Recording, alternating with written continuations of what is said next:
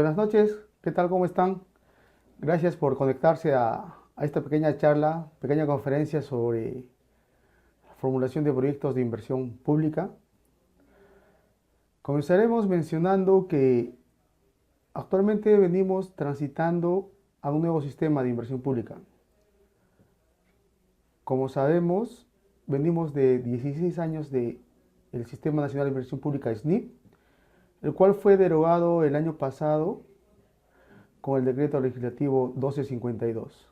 Esto es importante porque tenemos un año y nos damos cuenta que la transición está un poco lenta, más aún cuando ya los gobiernos subnacionales, sean gobiernos regionales y locales, están en la etapa de su último año de gestión. Pero como sabemos, pues la maquinaria de gestión pública no se puede parar y debemos de continuar. Más nosotros que somos operadores, los técnicos, que día a día batallamos con la formulación de proyectos. Estos son tópicos que nos van a introducir en alguna medida en la formulación de proyectos en el marco de InvierteP. Algunas generalidades que vamos a mencionar, como por ejemplo la definición de proyecto de inversión pública bajo el actual sistema. Un proyecto de inversión pública, como ven en la diapositiva, es una intervención temporal, financia total o parcial, con recursos públicos, capital físico, capital humano, capital natural, capital institucional y o capital intelectual, que tenga como propósito crear, ampliar, mejorar o recuperar la capacidad de producción de bienes y servicios, que el Estado tenga responsabilidad de brindar o garantizar su prestación. Esto es importante porque la anterior definición solamente mencionaba el tema de ampliar capacidad de prestación de servicios públicos en general. Este nuevo concepto lo que te dice es que puedes intervenir en varios aspectos. Es más, y de repente puede ser una discusión que se puede acotar. Antes la capacitación, por ejemplo, era componente de un proyecto de inversión pública. Ahora, bajo esta nueva definición, podríamos mencionar que puede ser en sí un proyecto de inversión pública. Pero también es importante pensar en cómo nosotros vamos a comenzar a formular un proyecto. El tema de la metodología, del cómo hacer un proyecto de inversión pública, creo que no es lo importante, porque podemos googlear y encontramos infinidad de metodología para elaborar proyectos.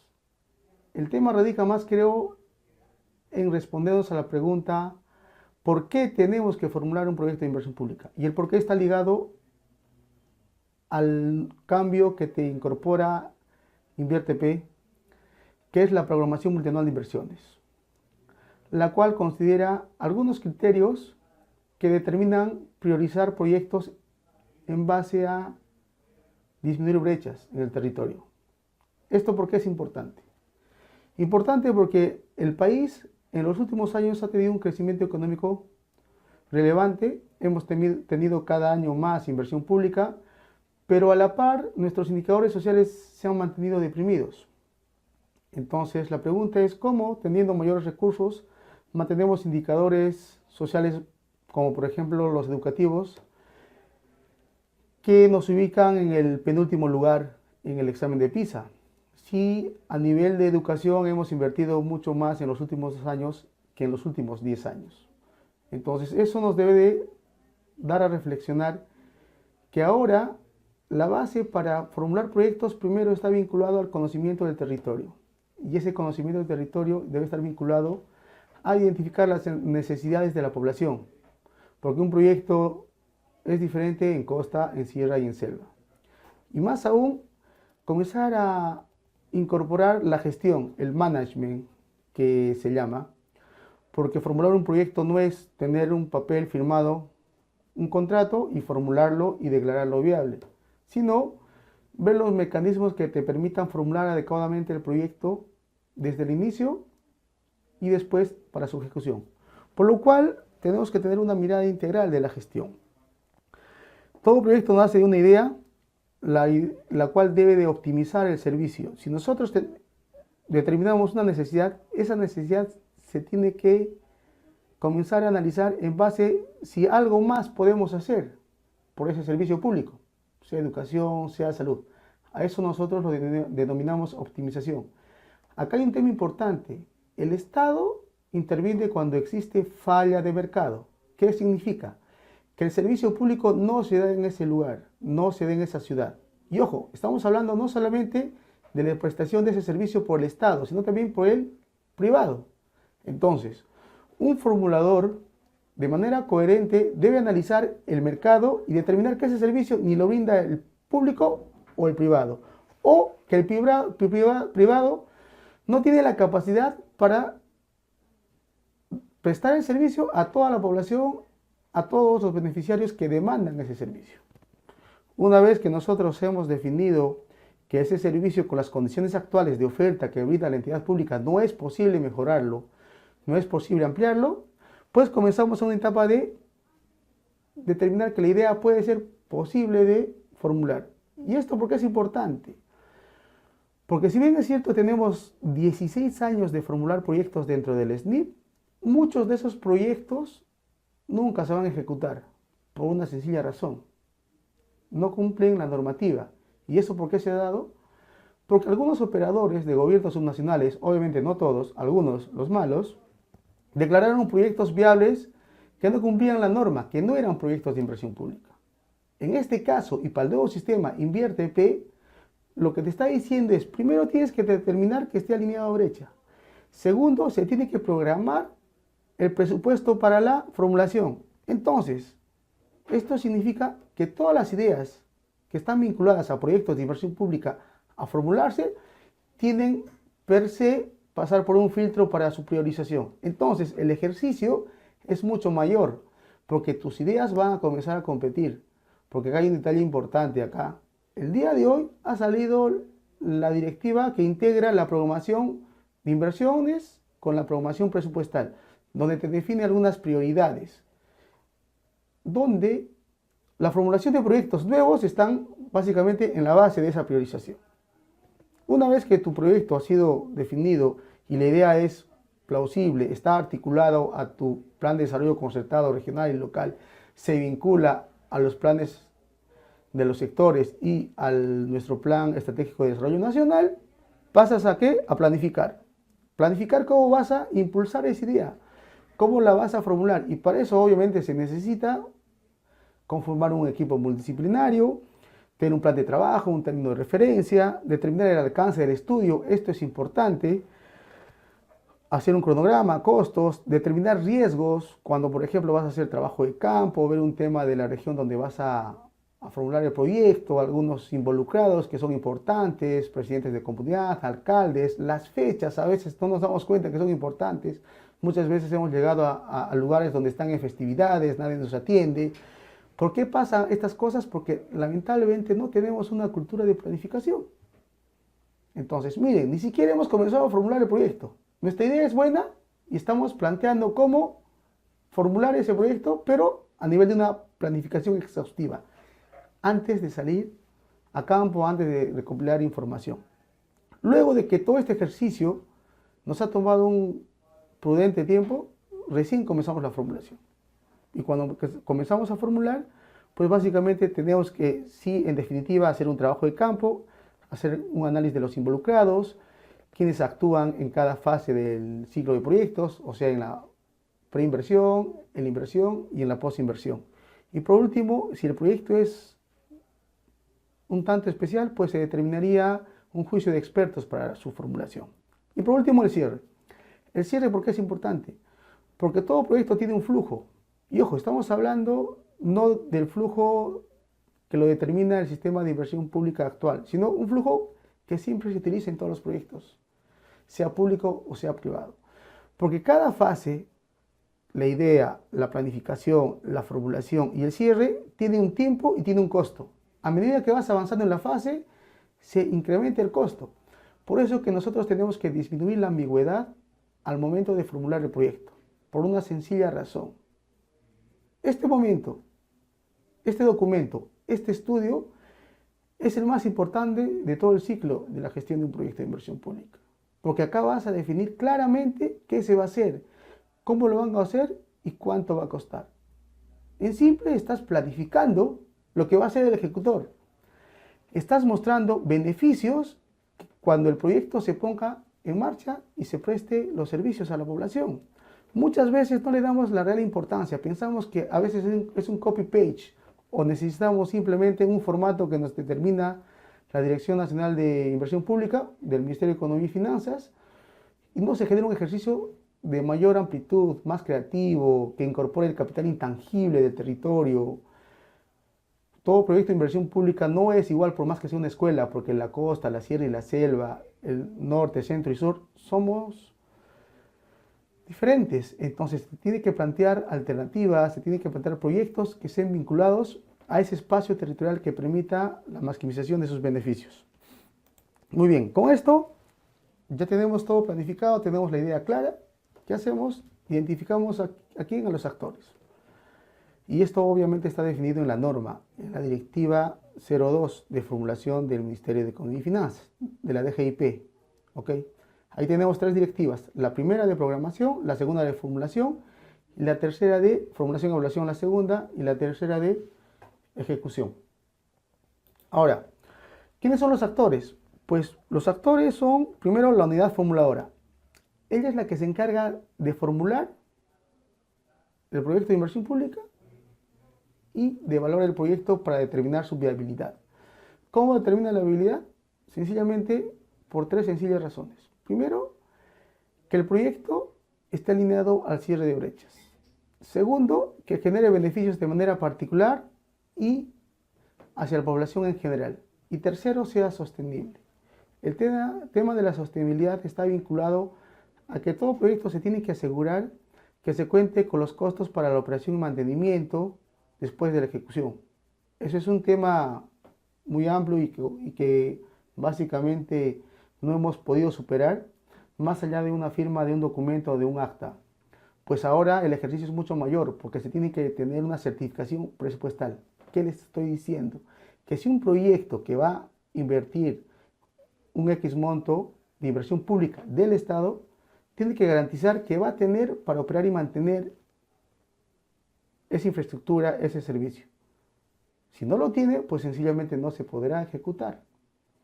Porque una de las respuestas del por qué nosotros no hemos cerrado brechas, a pesar que tenemos históricamente una inversión considerable, es porque sencillamente solo veíamos la parte de la inversión pública, no de la operación y mantenimiento.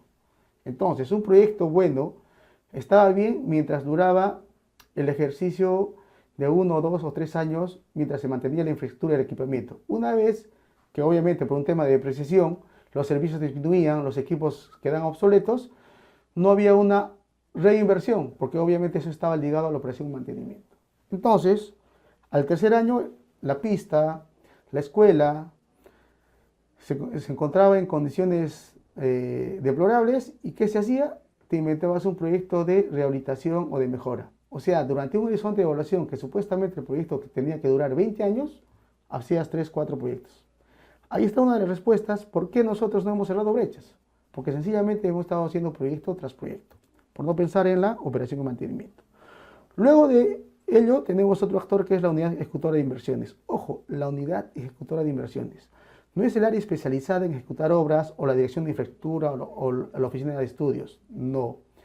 Es la unidad ejecutora de inversiones que se encarga de la ejecución de todos los componentes del proyecto. Sean infraestructura, sean equipamiento, sean desarrollo de capacidades, etc.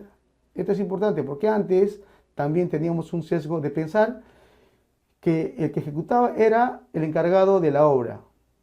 Y muchas veces comenzaban por la obra, se gastaban todo el presupuesto y se olvidaban de los demás componentes. ¿Ok? Entonces, teniendo infraestructura, no teniendo los demás componentes, obviamente no se podía prestar el servicio y de nuevo nos inventamos otro proyecto para equipamiento y capacitación, que no tenía ningún sentido. Fue un tema muy simple de competencias, de enfoque de qué significa una unidad ejecutora de inversiones. En este caso, el nuevo sistema lo que sencillamente hace que es determinar al área, a la oficina que se encargue de la ejecución integral del proyecto. Así de simple. Tenemos otro actor que es la unidad el órgano operativo la que va a recibir, recepcionar el proyecto y que va a generar los servicios y que se va a hacer cargo de la operación y mantenimiento. En muchos casos puede ser la misma entidad, en algunos casos, si existe algún convenio o de repente alguna entidad no está dentro del sistema, pues será diferente. Pero si esa entidad es diferente a la que formuló el proyecto, pues deberá contar con su visto bueno, porque obviamente tiene que determinar que tiene la capacidad para soportar los gastos de operación y mantenimiento.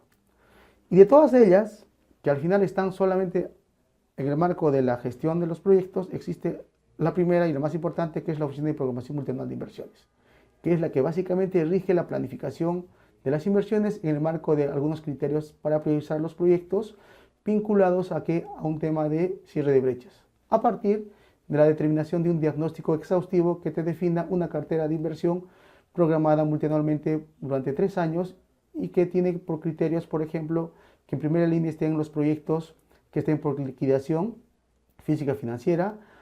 Segundo criterio, se programan los proyectos que están en ejecución y que terminan su ejecución el año siguiente. Tercer criterio, se programan los proyectos que van a ser ejecutados en el año subsiguiente, o sea, en el segundo año, y así. Al final, determinando el costo total de la programación multianual, y si nos queda plata, pues bueno, podemos formular. Esto es importante porque el nuevo sistema lo que está haciendo es asegurarse que se tenga los proyectos de inicio y a fin. Actualmente tenemos muchos proyectos que están ejecutándose 8, 7, 6 años y obviamente el servicio no se da. La única forma de cerrar brechas es que el proyecto se culmine de manera satisfactoria y se comience a cerrar brechas. La elaboración, ya pasando a un tema un poco más específico, ¿cómo elaboramos un proyecto de inversión pública? Pues tenemos que tener 3 criterios fundamentales. Primero, tener la solución conceptual, lo que queremos hacer, obviamente basados en un análisis exhaustivo de la realidad, de la situación actual del servicio que vamos a intervenir, sea educación, salud, saneamiento. Entonces, ¿quién conoce más el proyecto? Pues básicamente la persona que lo gestiona, la persona que ofrece el servicio. Entonces, en esa parte nosotros definimos o tenemos un diseño conceptual. No es cuestión de ver infraestructura, equipamiento, mobiliario. Es cuestión de ver, por ejemplo, niños jugando y aprendiendo correctamente. Mujeres embarazadas que van a sus controles prenatales y no tienen ninguna complicación en los partos. O sea, el tema no es ver obra, porque ese es otro sesgo que tenemos a veces los ingenieros, los arquitectos o el alcalde. Piensan en la placa, pero no piensan en el servicio. Por eso que el buen formulador lo que tiene que ver es no la obra o la parte de ejecución, sino la prestación del servicio, porque es ahí donde se van a dar los beneficios. O sea, la inversión no va a ser eficiente si sencillamente no pensamos en el momento que el alumno va a estar frente al profesor y el profesor le va a dar una clase que determine una mejor o incremente en su comprensión lectora o lógico-matemático. Entonces, esa parte conceptual la tiene que diseñar, la tiene que hacer una persona que conoce el servicio. Pensemos que un proyecto se elabora de manera multidisciplinaria, ¿ok? O sea, no estamos hablando de un economista, de un ingeniero, no. Cada uno cumple su rol, cumple su función. Hay arqueólogos, hay antropólogos, hay sociólogos y hay especialistas temáticos. En el caso de, obviamente, de un proyecto educativo, pues tendría que estar involucrado una persona que conoce de la realidad educativa, que conoce las políticas, que conoce el diseño de lo que se piensa a futuro, de los indicadores que debemos lograr. Esa parte conceptual es importante antes de comenzar a formularlo. Después de ello, teniendo claro el marco conceptual, ¿qué hacemos? Hacemos un diseño básico. ¿Ese diseño básico de qué te sirve? Te sirve para determinar la viabilidad del proyecto. O sea, que este proyecto es viable no solamente para la norma, no solamente para cumplir el decreto legislativo 1252, no. Esa viabilidad se determina que ese proyecto es posible, que se puede ejecutar en tiempo, alcance y costo. Esto es muy importante. Sabemos que los recursos del Estado son y siempre van a ser limitados y siempre nos van a hacer falta. Por eso que nosotros tenemos que priorizar. Y esto es importante porque tenemos que definir que el proyecto tiene que tener el tamaño adecuado para la población que lo requiere. Actualmente tenemos capacidad instalada ociosa de un 40% en general. O sea, un ejemplo claro es el Estadio Nacional. ¿Cuánto nos costó el Estadio Nacional? 264 millones. ¿Cuál era su finalidad? Llevarlos al Mundial de Brasil. ¿Fuimos? No fuimos. Ahora el Estadio Nacional se usa, pues sí, para conciertos, pero no es un espacio deportivo, ese espacio debería estar yendo todos los días para que pague esa inversión que se ha generado. Entonces, es un ejemplo cercano, pero que en definitiva no debería pasar con los demás proyectos. O sea, la casa llena, servicio lleno, para que de esa forma la población pueda recibir el servicio y obviamente se pueda comenzar a cerrar brechas. Y la última parte del proyecto que se formula tiene que tener definiciones a detalle. ¿A qué me refiero a detalle? Muchas veces nosotros pensamos que la palabra perfil, que la palabra estudio de preinversión es algo general, es algo que sencillamente lo podemos hacer de manera alzada, con datos secundarios, y realmente no es así, porque hace un momento les dije que los estudios de preinversión son la parte más importante del ciclo de proyectos, porque tú estás definiendo lo que va a suceder, tú vas a costear, entonces tiene que tener el suficiente detalle, no les estamos pidiendo que sea algo muy riguroso, pero por ejemplo, podría tener un anteproyecto arquitectural, podría tener costos unitarios a nivel de partidas generales. Esto es importante, porque entre el perfil y el expediente técnico o estudio similar, no debería haber mucha diferencia en relación a los costos. Siempre hemos estado sometidos a que después lo arreglo. No, en el expediente técnico lo ajustamos.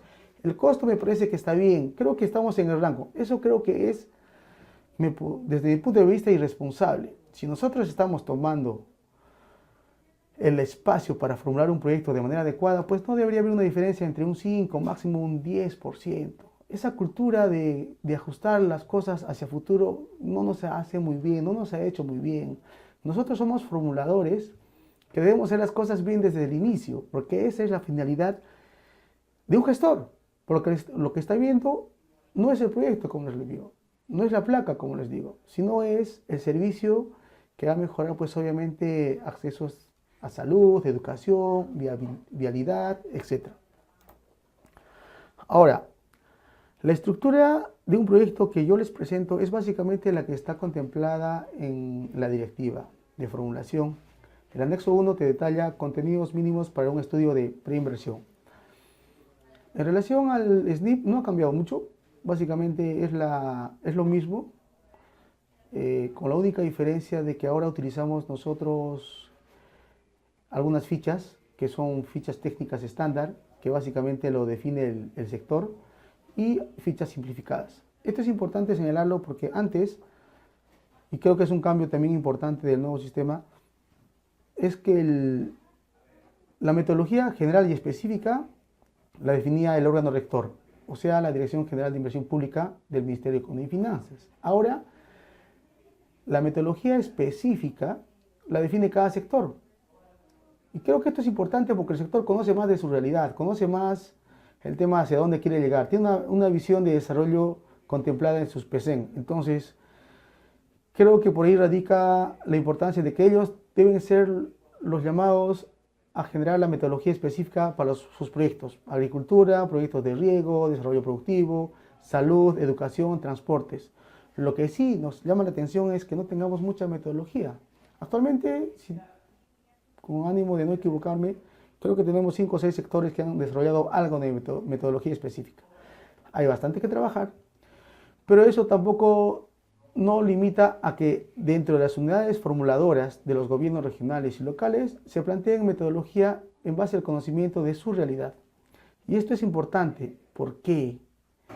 Porque el Sistema Nacional de Inversión Pública, Sistema de Programación Multianual y Gestión de Inversión Pública, INVIERTEP, nos toma a todos por igual. O sea, el sistema está diseñado para que un ministerio sea tratado igual que un gobierno regional o gobierno local. Y creo que por ahí no es el asunto. Porque obviamente no puedes comparar un ministerio con un municipio de Apurímac, de Huancavelica, de Ayacucho, que tiene pues Foncomún de 40.000. Creo que ahí el sistema debería comenzar a ajustar. Pero bueno, es lo que tenemos y que tenemos que darlo para adelante. Entonces, la estructura del proyecto de inversión pública tiene básicamente 3 partes, 3 capítulos: la identificación, la formulación y la evaluación.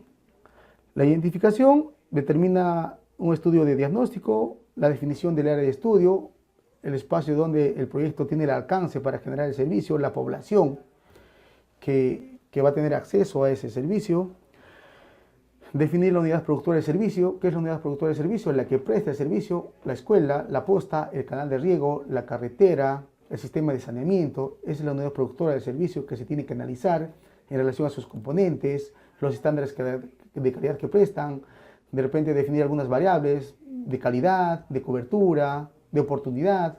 Eso lo tiene que hacer, pues obviamente, el equipo que formula el proyecto.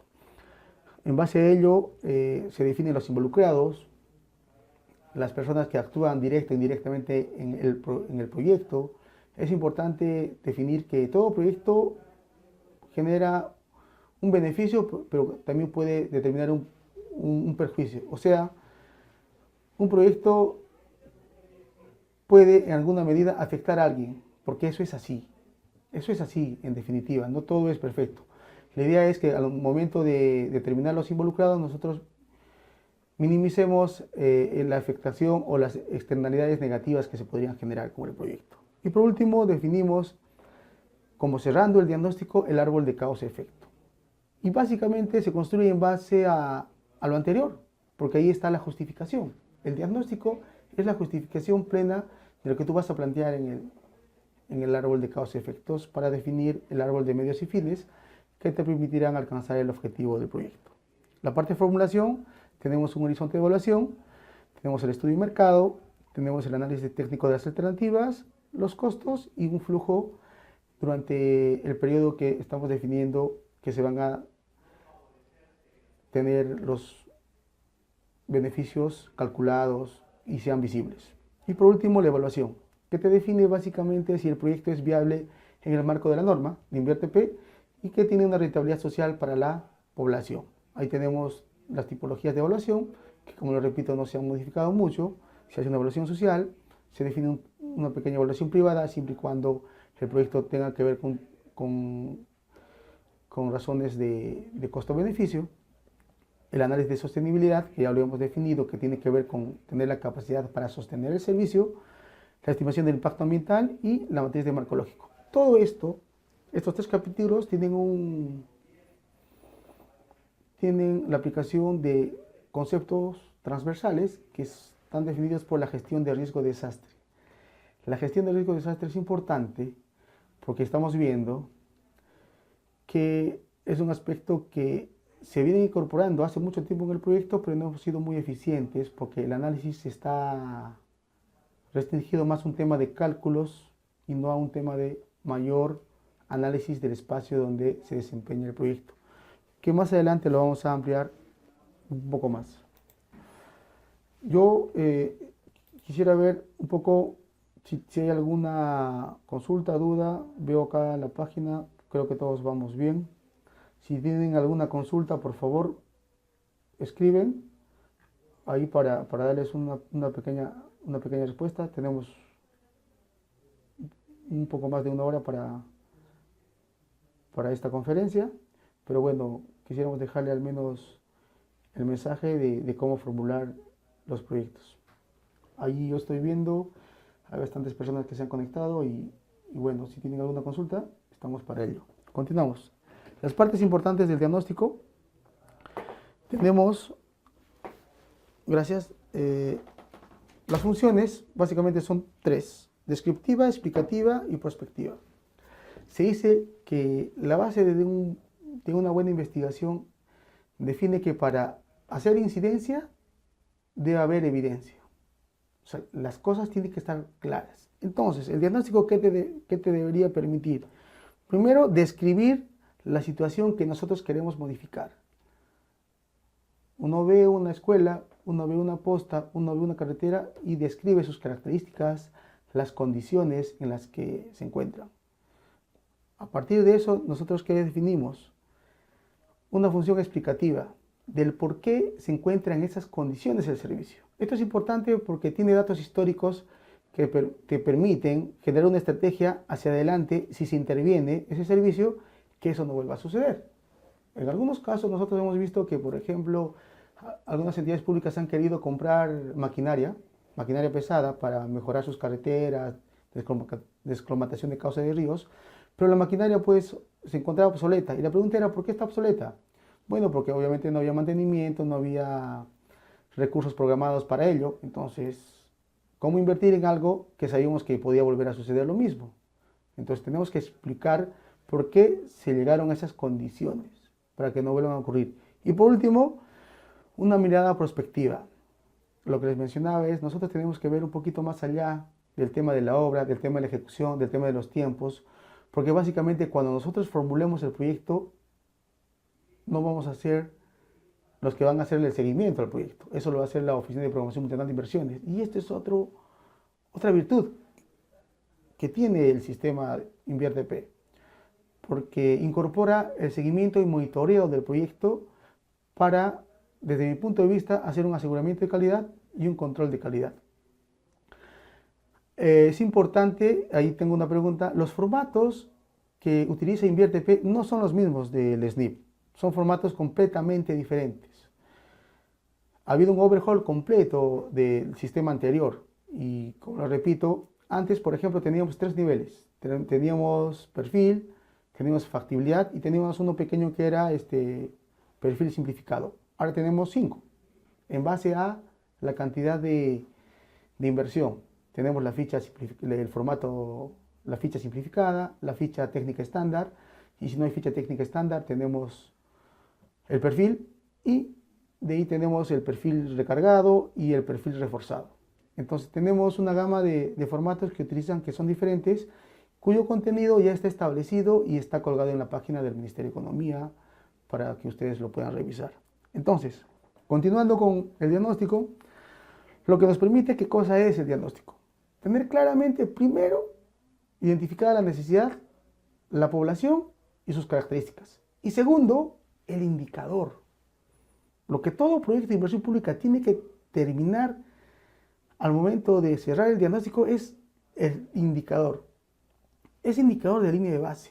¿Por qué es importante? Porque ese indicador de línea de base va a estar vinculado al indicador que estamos planteando en la programación multianual de inversiones. Todos los operadores sabemos que ahora el sistema está buscando el cierre de brechas. Entonces, nuestro proyecto primero tiene una línea. Definir claramente qué brecha vamos a cerrar. Y ojo, allá hay variables. El indicador puede ser de cobertura, puede ser de calidad. Por ahora creo que estamos comenzando a ver el tema de la cobertura. Ejemplo, nuestro presidente nos mencionó que al 2021 vamos a cerrar las brechas de agua potable y saneamiento. ¿Cuánto necesitamos de inversión pública para agua potable y saneamiento? Bueno, según cálculos, estamos en los 12.500 millones de dólares, eso más o menos es 40.000. Significa que necesitamos unos 5.000 millones, más o menos. Bueno, le estoy hablando del 2025, esa es la brecha. Unos 4.000, 5.000 millones por año.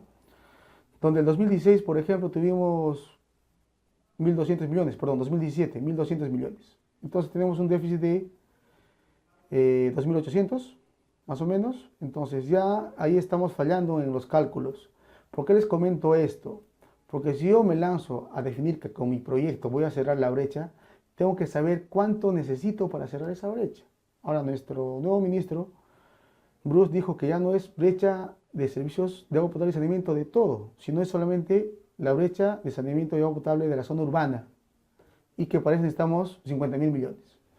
¿Cuánto le ha asignado el Estado este año para agua potable y saneamiento? Creo que un poco más de 4.000 millones. Entonces nos estamos quedando cortos. Por eso que es importante, amigos, el diagnóstico, porque el diagnóstico te va a definir que tú seas efectivo y seas eficiente. Un mal diagnóstico, pues obviamente va sencillamente a determinar que lo que invertamos sea pues como botar la plata al río, ¿no? El análisis de riesgo, no muchos lo hemos trabajado de la manera adecuada, pero comentarles que nosotros tenemos en este tema desde el 2004. Nosotros tenemos la ley 29664 aprobada en el 2011. Es una de las mejores leyes de gestión de riesgo de desastre de Latinoamérica. Maneja una estructura, define quién tiene que hacer qué cosa. Lo curioso es que este gobierno no lo está aplicando, ni siquiera en la reconstrucción. ¿Y por qué me tomo la palabra en esto? Porque sencillamente nosotros a nivel de la formulación de proyectos, así como hoy tenemos otra pregunta, el día 6 de febrero salió el RM 035-2018-F15. Esto no da de baja la directiva 01-2017. Bueno, en realidad lo que está haciendo es ajustar. Y acá tenemos que tener en cuenta algo. Creo que nos hemos apurado en tratar de generar un tránsito acelerado del SNIP a InviérteP. Comentarles lo siguiente. El SNIP se generó en el 2000 y la transición para los gobiernos subnacionales fue entre el 2003 y 2004. 2-3 años más que preparamos a los gobiernos subnacionales. ¿Qué ha ocurrido? Ha sido, se podría decir, un tema de un tanto de crisis para generar el cambio y obviamente en el camino, en la aplicación de la norma, pues básicamente las directivas que están saliendo están ajustando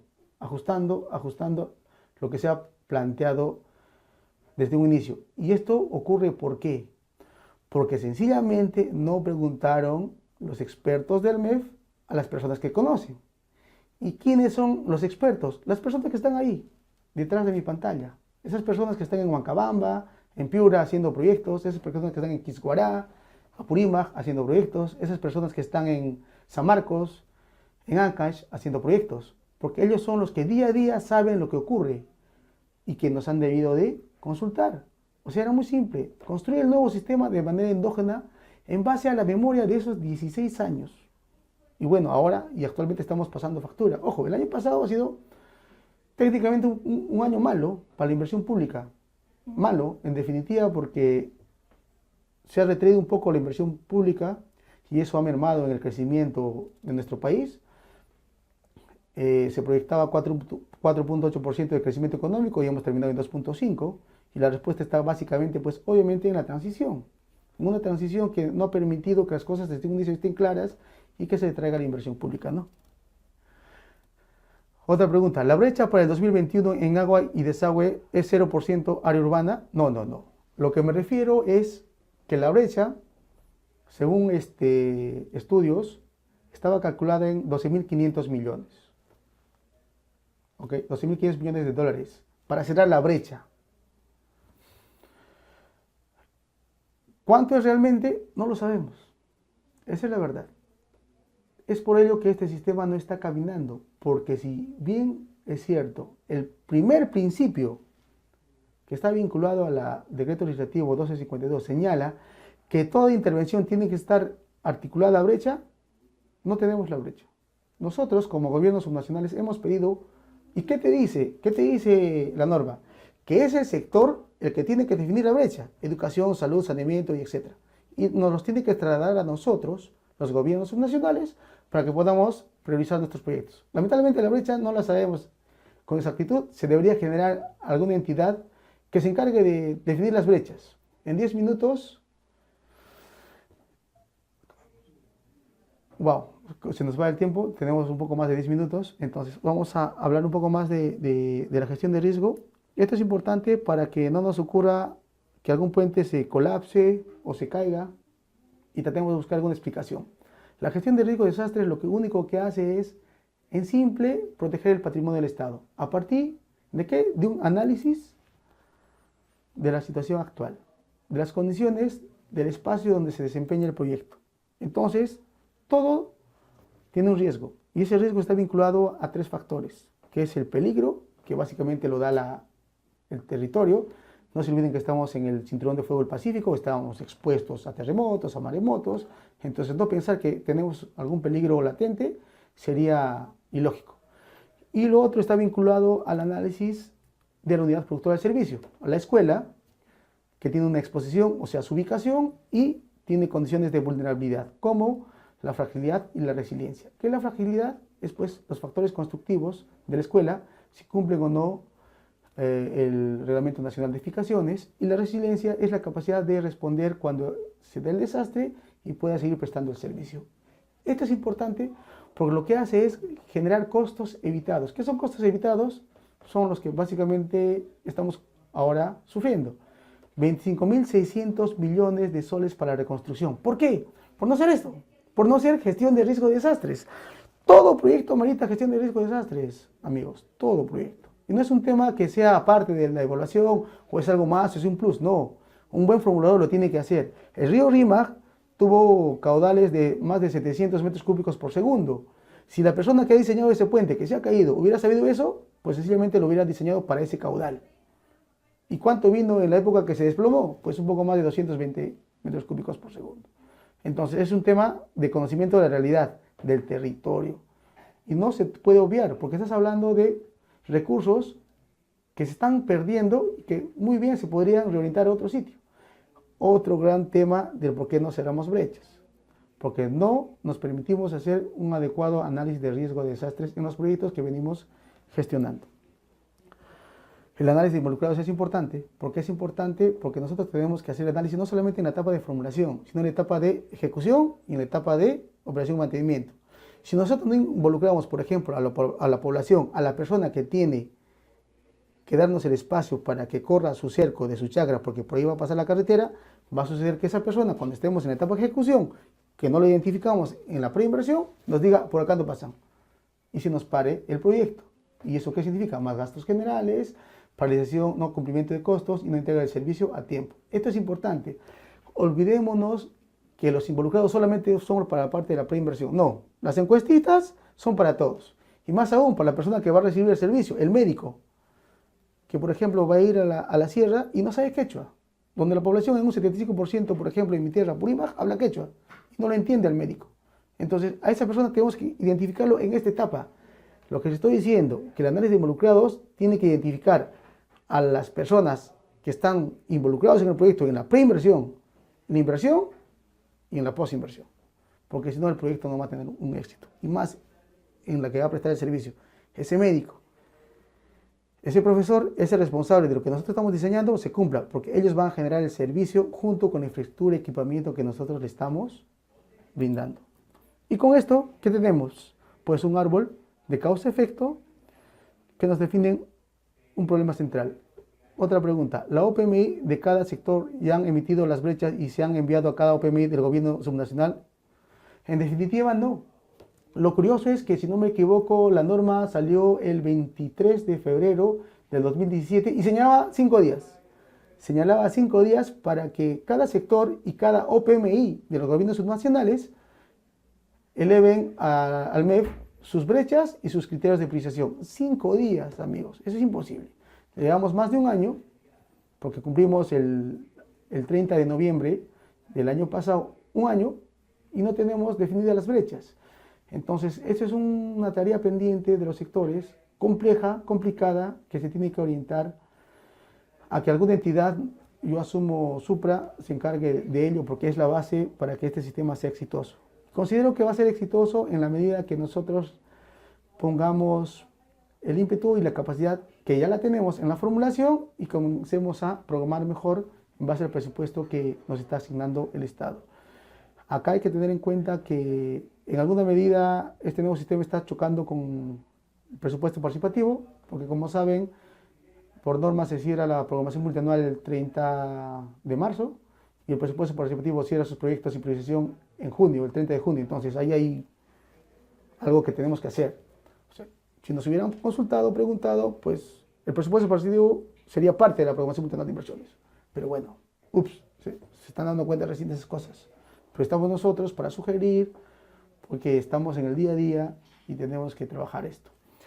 La parte de identificación, acá es importante que el problema central tenga un objetivo central, pero cada cajita, o sea, causas, problema, efectos, árbol de medios y fines, objetivo central, medios fundamentales, componentes y arriba fines, tengan indicadores. Y acá está el tips más importante. Si tu objetivo central no tiene un indicador, IVO, indicador verificable objetivamente, no se va a poder alinear al indicador de tu programación multianual de inversiones arriba. Porque este sistema tiene las fases de programación multianual de inversiones, formulación, evaluación, ejecución y funcionamiento. Todo está vinculado, todo debe estar ligado. Otra pregunta, ¿cómo costo de inversión se define la etapa que se va a ejecutar o al costo total del proyecto?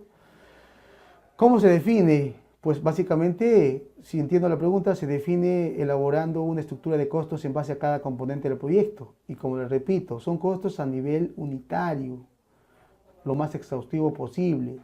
Se hace trabajo de campo, por ejemplo, si es una escuela, pues tienes que ir a hacer trabajo de campo, levantamiento topográfico, hacer perfil, anteproyecto arquitectural, calicatas, seguir las normas constructivas. El sector educación es uno de los mejores, tiene ya guías para infraestructura educativa, salud también, ya está bien establecido. Entonces, es una cuestión de seguir la norma y revisar la información que se tiene en la red.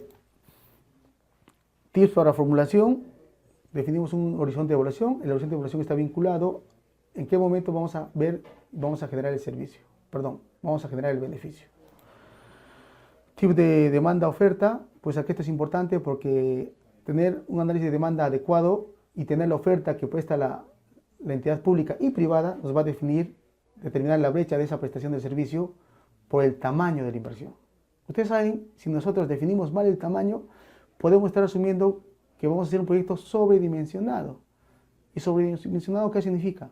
Que tenemos infraestructura ociosa, capacidad instalada ociosa que no vamos a utilizar. ¿Ok? Entonces es importante acá ser exhaustivos en el análisis de la demanda, de la oferta, para definir una brecha que sea real y que te permita, pues obviamente, dimensionar adecuadamente el proyecto, porque eso es costo.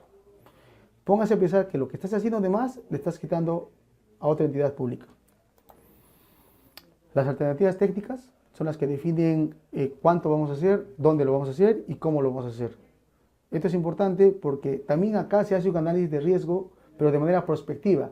Si bien en la parte del diagnóstico hicimos un análisis de riesgo de manera correctiva, porque ya existe la infraestructura, también se tiene que hacer el mismo análisis con lo nuevo que estás planteando. ¿Ok? Eso es el análisis de riesgo prospectivo, donde vas a analizar qué tanto está expuesto a riesgo los nuevos componentes de tu proyecto. Vas a medir peligro, los vas a identificar y vas a ver exposición, la vulnerabilidad de tu nuevo planteamiento del proyecto. La formulación, costos, lo que ya lo mencioné, se tiene que hacer un flujo, costos de inversión, costos de operación y mantenimiento. Tienes que definir una situación actual, que básicamente son los costos de operación y mantenimiento, y la situación con tu proyecto, que obviamente va a tener una diferencia a lo que llamamos el costo incremental. Ese costo incremental vinculado a los beneficios te va a generar una evaluación. Y esa evaluación va a definir que tu proyecto, a ese costo más que le estás incorporando, pues va a generar un mayor beneficio para la población. ¿Para qué evaluamos? Evaluamos sencillamente para tomar una decisión. Estamos hablando, amigos, que esto es un tema de costo-oportunidad. ¿Por qué tu proyecto es mejor que el otro? A nivel territorial, nosotros tenemos que mapear todo nuestro territorio a nivel de provincias, a nivel de distritos, definir cuáles son los indicadores más deprimidos y atacar ahí. ¿Ok? Es como pensar, ¿por qué ahora las personas se casan a los 35 años y no a los 20? Porque están pensando primero hacer una maestría y están dejando la segunda mejor opción, que es casarse después de acabar la maestría.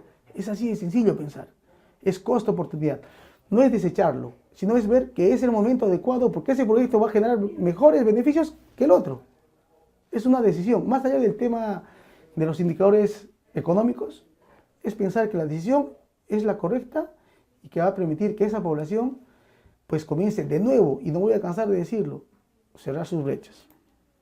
Tenemos dos tipos de evaluación: evaluación privada, evaluación financiera.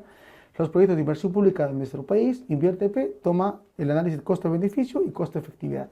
¿Qué es costo-efectividad? Es básicamente una evaluación que te define la subjetividad de un costo vinculado a la inversión con la cantidad de beneficiarios, porque no se puede cuantificar los beneficios. Por ejemplo, invierto 1 millón en infraestructura educativa, tengo definido 100 alumnos que se van a beneficiar, entonces lo divido y eso me da un costo por alumno. Es una medida un tanto, se podría decir, más vinculada al costo del proyecto. Podemos comenzar a vincular el costo-efectividad al indicador, o sea, no hablar de alumnos, sino cuánto me cuesta mejorar un punto porcentual de mejoramiento en comprensión lectora. Creo que sonaría mucho mejor, total, lo podemos hacer. Y lo otro es el costo-beneficio, que sí está vinculado a proyectos que generan beneficios cuantificables. Dentro de ellos están los proyectos de agua potable, electrificación, los que pagamos tarifas. Entonces, ¿esto por qué se hace? Porque todo proyecto tiene que definir una rentabilidad social. ¿Y qué es una rentabilidad social? Es lo que el Estado está dispuesto a invertir con tal de generar beneficios a la población. ¿Ok? Es pensar, haciendo un símil con una empresa, que nosotros, todos los peruanos, somos accionistas y que definimos una intervención porque esa intervención va a generar utilidad, rentabilidad social para la población. Entonces, con esto, ¿qué tenemos y qué queremos cumplir? El objetivo principal, que es el tercero como principio. La programación multianual de inversiones debe partir de un diagnóstico detallado de la situación actual de brechas de infraestructura y acceso a servicios públicos. Es importante, amigos, que nos demos una visita a la página del Ministerio de Economía y Finanzas y nos mantengamos informados de lo que se está definiendo. Muchas veces pensamos que tenemos que ir de frente a la acción, pero no, el concepto es importante. El conocimiento de cómo se está articulando la programación multianual de inversiones con la programación presupuestal, de cuáles son los nuevos mecanismos para formular proyectos a partir de las fichas técnicas, es importante. Creo que más allá de pensar en un tema de generar una maquinaria de formulación de proyectos, es pensar qué tanto ese proyecto va a generar impacto. Más aún cuando tenemos lo más importante, lo más relevante, lo bueno de este nuevo sistema que es la programación multianual de inversiones, donde básicamente te da un techo presupuestal y en base a ese techo presupuestal tú tienes que definir cuál es el mejor proyecto que vas a ejecutar. Tienes que definir el tiempo en el cual vas a culminar ese proyecto. ¿Ok? Entonces, esto es un poco de lo que nosotros estamos tratando de impulsar. Tenemos una pequeña experiencia en este campo. Tenemos conocimiento de que muchos gobiernos regionales y locales están haciendo esfuerzos. Detalle fundamental. La directiva señala en su sexta disposición complementaria del reglamento, señala responsabilidad. ¿Qué significa eso? Que en el SNIP, por ejemplo, no existía responsabilidad alguna y pensamos que los operadores pueden mantenerse como se hacía en el SNIP. No es correcto. Ahora, lo que nosotros hacemos pasa por Contraloría y está sujeto a sanción, a suma administrativa y tal vez penal. Es importante que los que formulan, evalúan y están dentro del sistema tienen que cumplir con el perfil de competencias. Las normas están establecidas para cumplirlas, no para que nos guste. ¿Ok?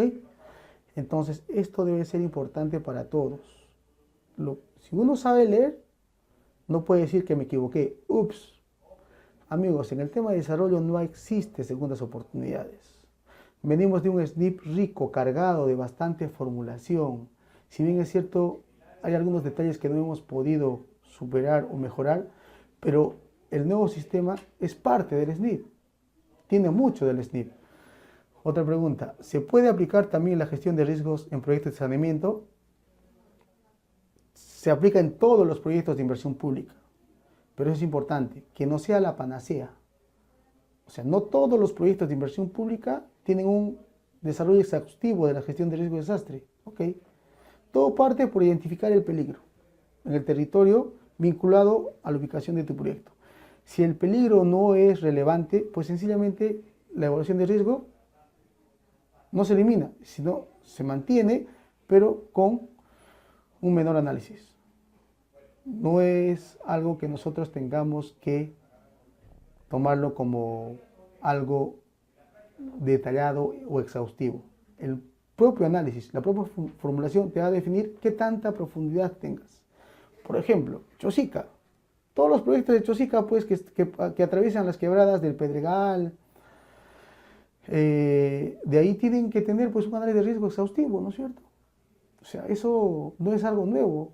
Hace mucho tiempo se viene aplicando, pero que lamentablemente algunos formuladores tienen una miopía que no permite que se apliquen de la manera más adecuada. Entonces, con esto, creo que podemos culminar esta pequeña conferencia. No sin antes mencionarles que el éxito de este nuevo sistema InvierteP es responsabilidad más de nosotros, que somos los operadores, los gestores, que del propio Estado, que del propio Ministerio de Economía y Finanzas. Y si las cosas continúan mal, es porque sencillamente de nuestro lado no estamos haciendo algo, no estamos sugiriendo, no estamos implementando mejoras, no estamos cuestionando, porque el Estado somos todos, amigos. Y básicamente tenemos que comenzar a trabajar mejor. Muchas gracias. Gran pase para despedirme.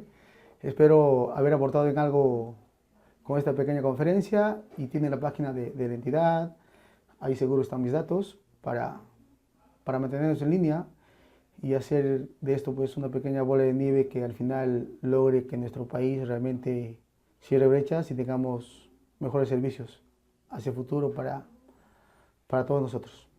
Buenas noches.